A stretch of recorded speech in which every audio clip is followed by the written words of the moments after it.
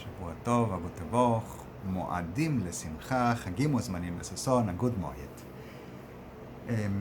I'm not recording in the sukkah for technical reasons. I'm in the house. We are making the Baal Shem Tov story from the book Shivchei Baal Shem Tov in this day of Chol HaMoed Sukkot.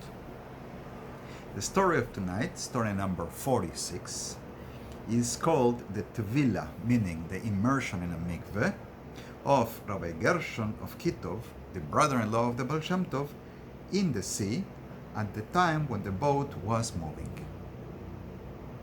That's the whole long story. So we have, first of all, a different parenthesis in the story as kind of suspend the talking directly on the Baal Shem Tov to focus on his Talmid, the Rabbi Yaakov Yosef of Polonoi. Now, a new parenthesis, and we focus on the brother-in-law of the Baal Shem Tov, who traveled to Eretz Israel, to the land of Israel. And in those days, of course, you went by boat or by land. There was no traveling by air.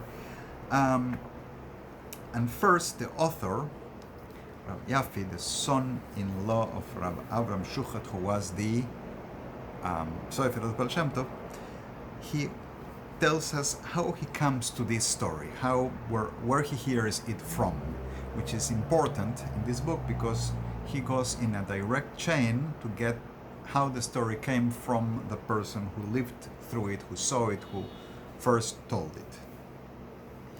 So he says, Shamate Mechami, I heard from my brother-in-law, rest in peace, meaning my father-in-law rather, I heard from my father-in-law, which is Rav Avram Shuchat, that Rav Chassid Moreinu Harav Rabbi Gershon Mekitov, the pious Rav, our teacher, the Rav Gershon of Kitov, who was the brother-in-law of the Baal Shem Tov, as I mentioned, did a Tevilah. He immersed, as in the mikveh, in the sea, when a boat was moving, when he was on the way to Eretz Israel. So I asked my brother-in-law, the author is asking his father-in-law, if it is even allowed to do such a thing if you're not putting yourself in danger, because if you immerse in the sea and the boat is traveling, it can leave you behind, and being left in the middle of the sea is absolute danger. And he didn't know how to answer me. He just heard the story, didn't know what else there was. When Rav Gedalia, source of many of these stories, came to the community of Linitz, meaning Rav Yafi at the time of compiling the book was in Linitz,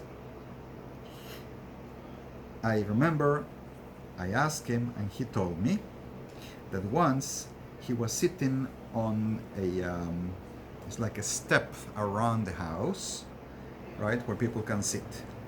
So I was sitting in this step, and he was sitting this step, Moreinu Rav Tzvi of Kameniki or Kamenitz, and Rav Tzvi, he was sitting in this very place, and I asked Rav Tzvi about this matter, about how Rav Gershon had gone to Tevilah in the sea.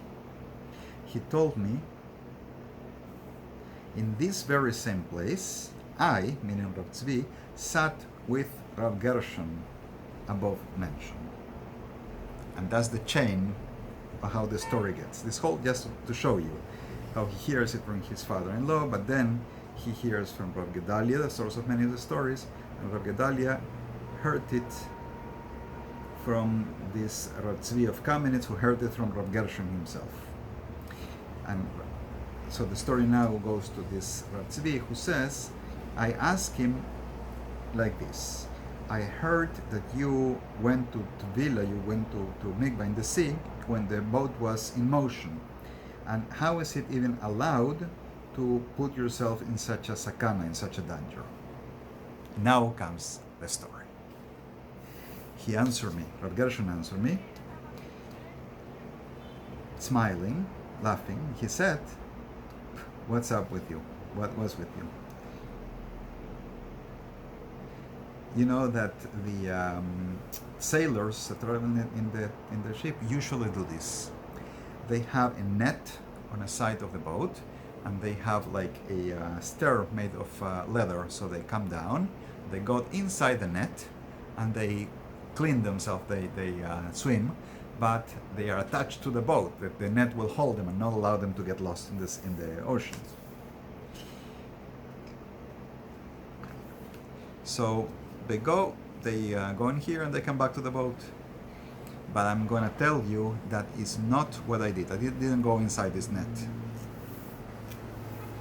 It's a sack, which will be a bag, but obviously you don't put a bag in the sea, you put a net where the water of the sea is going through. So the story is as follows. I was in a boat traveling, and I assume it's traveling to traveling to Eretz Israel, and I saw that there were dinim. There was a judgment upon in heaven, and there was a ruling. There was a decree against this boat, that something would happen to the people in the boat or to the boat itself. I wanted to go and in the sea to do a Tevilah, to be mevatel. It's the same words, litbol, mevatel, same letters, right? To nullify this dinim. So when the boat was coming close to a little isle, a kampie is called. I don't know the language. Is it Polish? Is it Yiddish? Kampie. A small little isle, and the boat stopped there. They like anchor for a moment, and people came out for, I don't know, to stretch their legs in the little isle. I said, now is the time. So he says, I put my clothing in a room, in a holding room in the boat, and I went into the sea. I just like went to swim around and to do Tevilah. And as I was in the water, as I was dipping in the water, the boat started to move. The stopover had been shorter than he thought, and they were already taken off. When I put my head above the water, I see that the boat was moving away. And I said to myself in my heart, if I go to the little isle, what am I going to do? I am not wearing my clothing, as we dip in the mikvah naked. So I won't be able to pray. I have no food, no water. I'll be like left in the middle of nowhere. I better go after this boat. And I know I can swim. Once I was in the Nesta River, and I saw a Jew who was like half a parsa away, miles away, very far, and I needed to rescue him, so I swam all this distance quite fast. I'm a good swimmer, and I was able to rescue him. So I decided to do that. I started swimming and swimming and swimming and to catch up with the boat, and I got to it. I was able to catch up, but the boat is covered by I made a note, by pitch, has a coating of pitch, and makes it very slippery, and I couldn't like just grab the boat. So I shouted, I called for help, I'm here.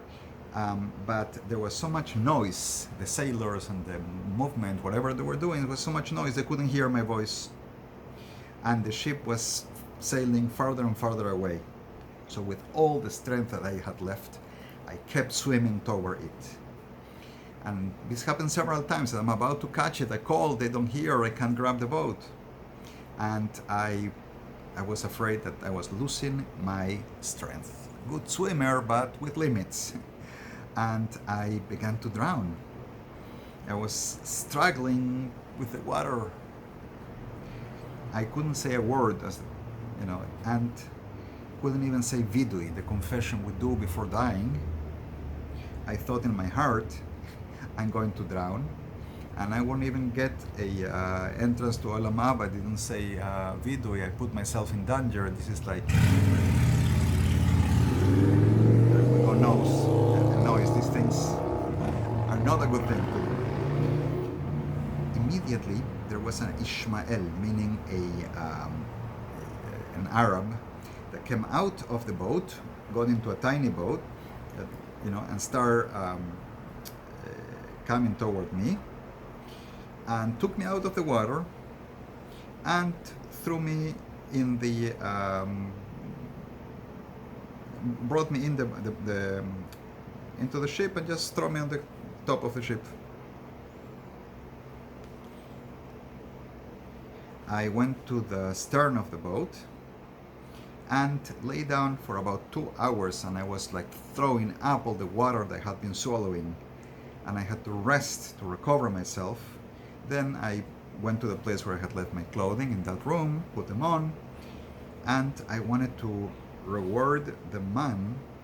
I thought, I would not be able to enter Gan Eden because I haven't paid the reward to the person who saved my life.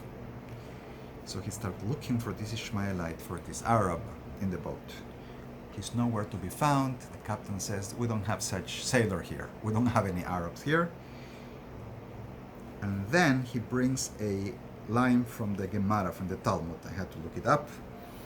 It says, Shema minei aitaya hu dehava. Is a line in Baba Batra in the Talmud that says that this is that same Taya. Taya is an Arab or Bedouin, and it refers to a story. Rashi explains from another Gemara that Eliyahu Hanavi dressed like an Arab. So they saw somebody dressed like an Arab who did a special mitzvah and realized that's a disguise. So now Eliyahu Hanavi wore the same disguise, for which we actually recognize Eliyahu Hanavi, Elijah the prophet, came and rescued me. And that is the story of Rab Gershon of Kitov, how he was able to Tevilah, to go to Tevilah, to the mikvah in the sea, which is called Mikveh Hamayim, and was rescued from drowning, and probably saved the boat from whatever dinim, from whatever judgment was above in heaven, and made it safely, of course. Shavua Tov, Agud Tevoch. We should make it safe after all these days of judgment, Rosh Hashanah, Yom Kippur, Sukkot, and celebrate happily. And Hashem will bring us the salvation for everything, and we'll be able to continue happily for the rest of the year and on. Agud Tevoch, Shavua Tov, חגים, מועדים לשמחה, חגים מוזמנים לששון, הגות מועד.